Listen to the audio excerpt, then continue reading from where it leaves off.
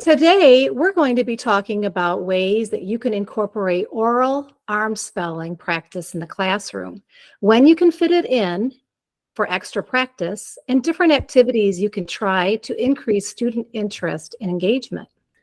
Arm spelling is one of the key components of the brain-friendly reading program. It allows children to develop phonemic awareness, which is the ability to hear and manipulate sounds in words. And it also develops phonemic segmentation, which is breaking words apart into their individual sounds. These are foundational skills for reading. Additionally, arm spelling is a cross-body movement.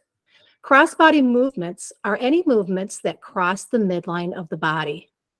These movements engage both hemispheres of the brain, which helps cement newly learned material into memory. In this infographic of the House of Structured Literacy, you can see that oral blending and segmenting of sounds starts developing in children from birth before they are introduced to letters and connecting sounds to them. This auditory ear training with sounds only needs to be developed before introducing the letters. In the brain-friendly reading program, oral arm spelling is a regularly practiced skill that is done while children are developing the sound symbol connection and well beyond as they learn more advanced graphemes. It is also a highly effective tool that children use for both reading and spelling. Continued practice with arm spelling as you tap the charts and explicitly teach the lessons will help students be able to develop automaticity with breaking apart the sounds in words for reading and putting together sounds and words for spelling. So let's review how we arm spell words. When we arm spell a one-syllable word, we break it into a beginning, middle, and ending sound. The first sound is on the shoulder, the second sound is on the elbow, and a third sound is on the wrist. So for example, the word sun, the first sound, s, second sound, last sound, n. For syllables that have just two sounds, like the word see, we start at the shoulder with the first sound, s, and end at the elbow with the ending sound, e. We teach the child to say the word, segment each sound by tapping on the arm, and then sweep the hand down the arm to blend the sounds, saying the word. For words that have two or more syllables, we first pound each syllable, then arm spell the first syllable, followed by arm spelling the second syllable. So for example, the word sunshine, sunshine. First syllable, sun, s, n. Second syllable, shine, sh, I, n, shine. Sunshine. One good way to get extra arm spelling practice in is during transitions from one activity to another. You can orally arm spell a word into its individual sounds and see if your students are able to identify the word and then follow through with the direction. So if, for example, you're transitioning to the next activity and you're asking students to take out the materials, you might say, all right, class, please take out your n, o, t, b, and see if they can figure out what word and what material they need to take out. Lining up for something or coming to a carpet area is a great time for you to do some arm spelling. So you can ask people to line up if you are wearing a certain color. Line up if you are wearing green. Line up for lunch if your birthday is in October.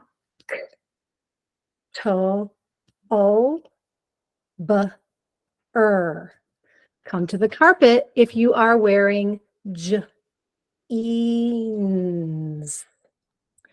Another fun activity that can be played at any time is I Spy.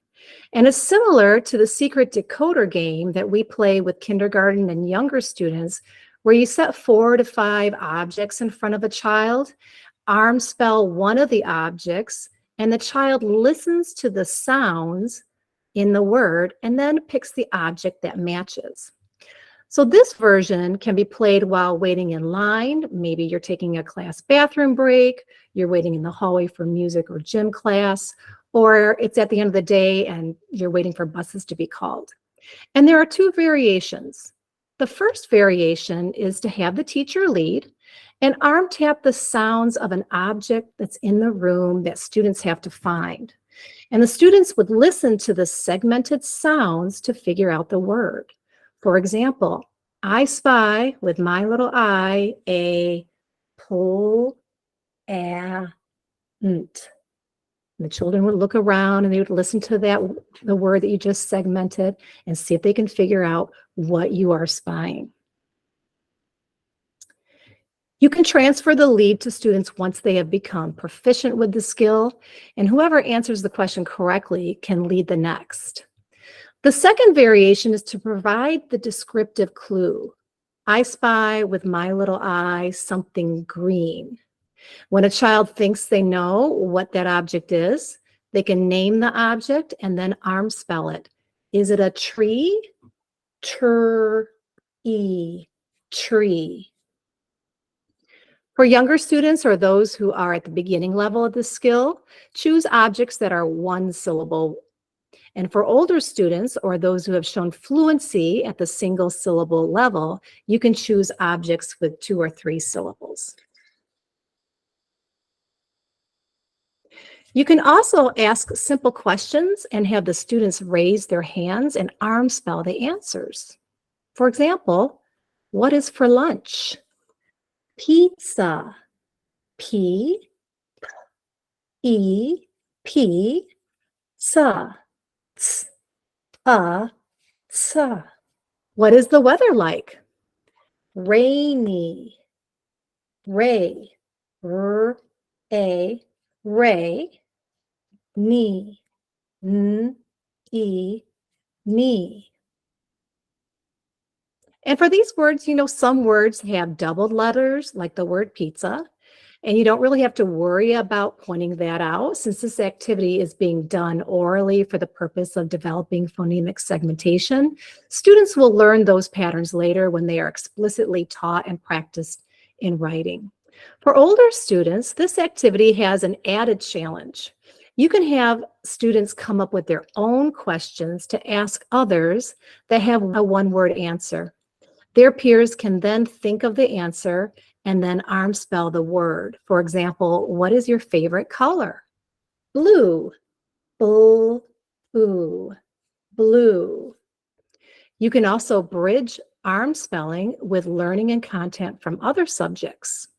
Questions can be related to key vocabulary or content learned in science, social studies, language arts, or math.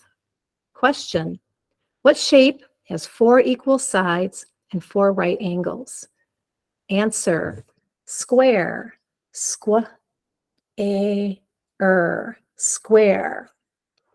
Question: what part of a plant transports water and minerals from the roots to the leaves?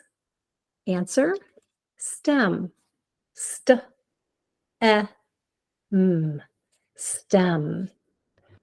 Question: what is a word that shows action called? Answer: verb. Verb. So those are just a handful of ways that you can engage your students with oral arm spelling practice throughout the school day. And the great thing is that you can do these activities during short transitions and non-instructional times to extend learning and skill practice without adding any instructional time to the day. The more practice your students will get, the better they will be able to perform this strategy with automaticity, which will result in their ability to read and spell words with ease. I would love to hear ideas that you may have to extend your students' arm spelling practice.